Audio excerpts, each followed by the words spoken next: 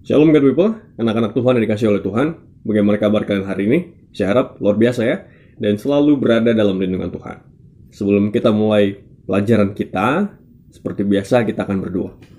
Bapa kami di surga, Tuhan kami yang baik, terpujilah Tuhan karena Engkau begitu baik buat kami, menjaga, melindungi kami sampai pada saat ini. Sekarang kami akan belajar, biarlah Tuhan berkati, agar kami mengerti pelajaran yang kami pelajari. Terima kasih, dalam nama Kristus Yesus, Tuhan dan Juru Selamat kami. Amin. Baik, anak-anak Tuhan dikasih oleh Tuhan, kita sekarang tiba pada pelajaran kita yang ketujuh, ya, untuk mata pelajaran agama. Dan kali ini kita punya judul baru, yaitu belajar dari para martir. Ya, belajar dari para martir.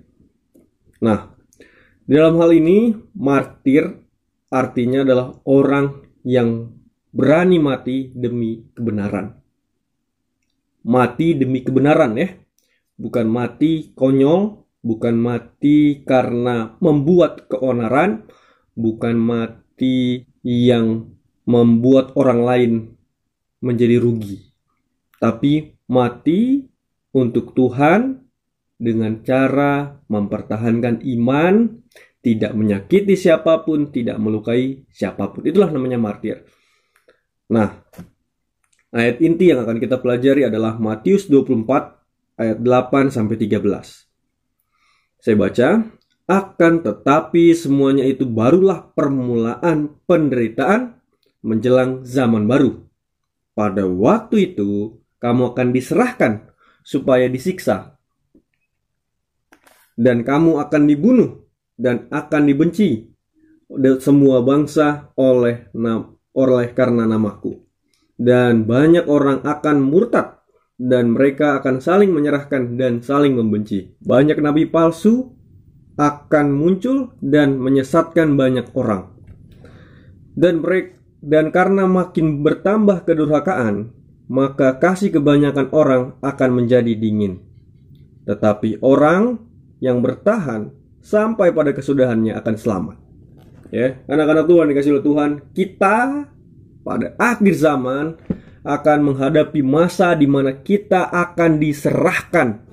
Untuk apa? Untuk disiksa. Bukan menyiksa. Bukan menyakiti siapapun. Kita akan disakiti oleh karena kebenaran. Jadi jangan pikir kita nanti misalnya mencuri atau melakukan hal yang merugikan orang lain lalu kita mati karena hal itu namanya martir. Bukan. Martir itu harus mati demi kebenaran, mati dengan benar, mati dengan baik. Ya. Karena disiksa, bukan menyiksa. Karena disiksa, bukan menyakiti. Dan itu semua dalam keadaan yang baik. Setia mengikut Tuhan sampai mati. Oke. Di dalam Alkitab sebenarnya banyak sekali contoh-contoh dari orang-orang yang mati oleh sebab kebenaran. Paling terkenal mungkin Stefanus. Ya, dia mati dilempari batu. Dilempari oleh Sanhedrin yang mengejar semua orang-orang Kristen. Ya, ingat, orang Kristen dikejar-kejar untuk dilempari dengan batu oleh orang Sanhedrin. Ya, termasuk di situ Saulus ya. Matilah Stefanus. Setelah itu ada juga Yohanes Pembaptis. Kepalanya dipenggal. Mati dengan kebenaran. Tidak membuat penderitaan kepada orang lain, tapi dia yang menderita, kepalanya dipenggal.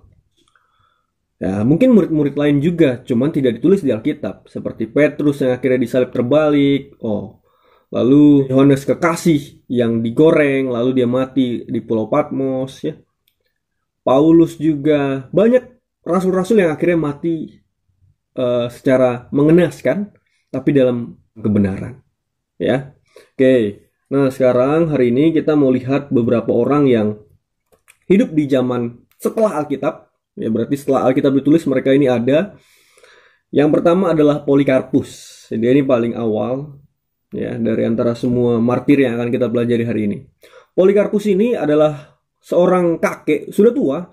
Dia ini adalah seorang murid dari Yohanes Kekasih.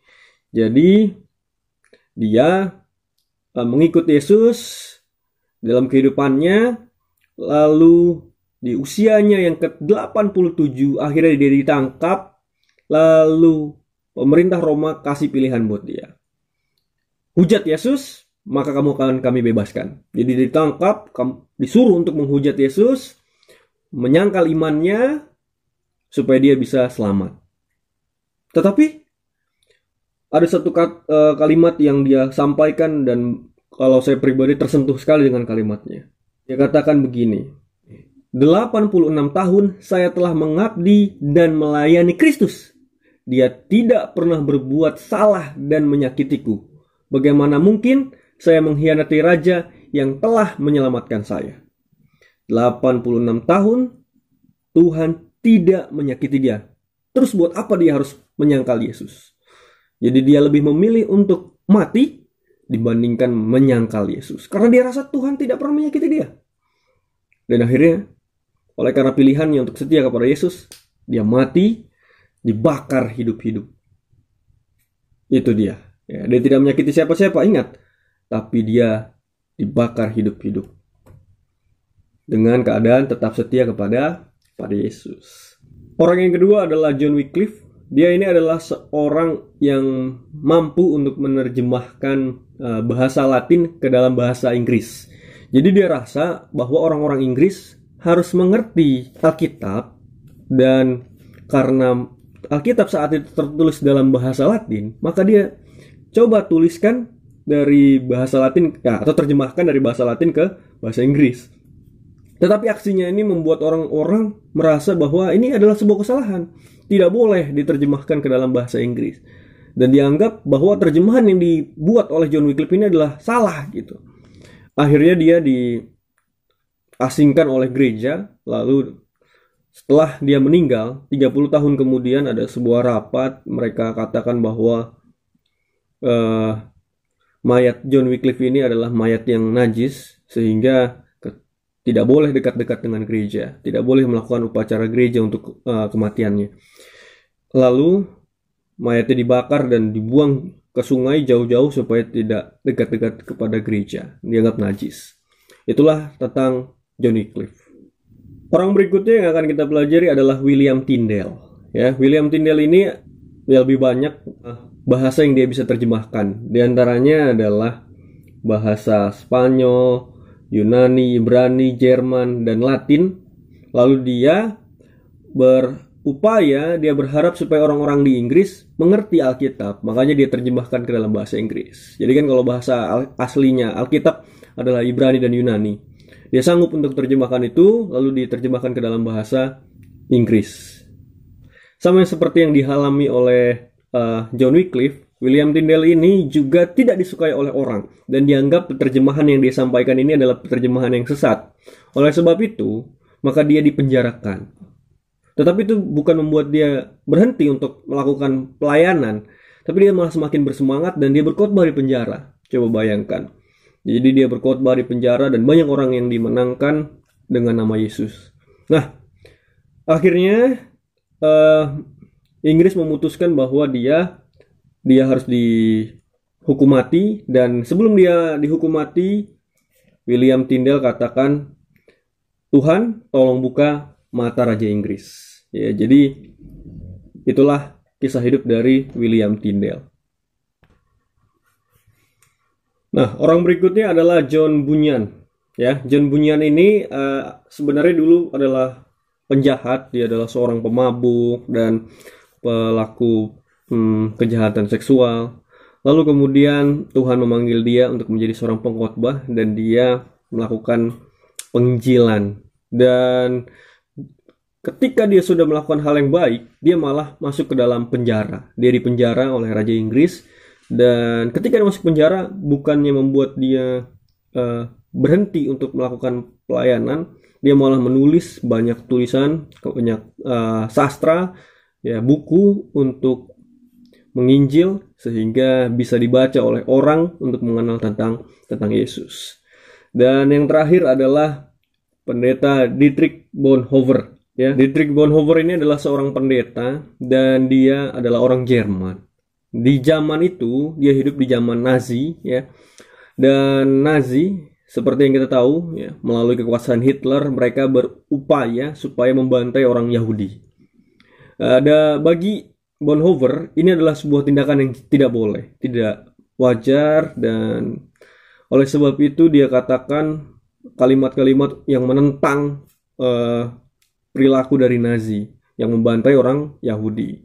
Dan tentu saja ini membuat Hitler marah sehingga dia dipenjara dan dia dihukum mati. Jadi kita melihat bahwa martir itu akan mengalami penderitaan ketika dia tetap setia untuk mengikuti Yesus. Kita melihat di sini bahwa mengikuti Yesus itu bukan membuat kita menjadi senang-senang, tetapi malah kita mengalami penderitaan dalam kehidupan kita. Ya. Nah, oleh sebab itu kita harus siap sedia. Sama seperti yang dialami oleh orang-orang di zaman mula-mula ini. Setelah periode Alkitab, mereka malah mengalami penderitaan, bahkan kematian karena mengikuti Yesus. Oleh karena itu, marilah kita siap sedia untuk mengikuti Yesus, untuk tetap setia kepada Yesus. Ya, kita akan tutup dengan berdoa. Bapa kami di surga, terima kasih untuk pelajaran yang begitu berharga. Meskipun sangat menggetarkan hati kami karena untuk mengikuti Yesus kami akan mengalami penderitaan. Tetapi kami percaya Tuhan, kami akan Engkau bantu, Engkau iringi agar kami boleh selamat, agar kami boleh kuat dalam menghadapi penderitaan-penderitaan yang kami hadapi sebagai pengikut Yesus. Terima kasih Tuhan, kami berdoa di dalam nama Kristus Yesus, Tuhan dan Juru Selamat kami. Amin. Baik, silahkan dicatat pelajaran kita hari ini dan foto kemudian kirimkan ke Google Classroom. Terima kasih, Tuhan Yesus memberkati.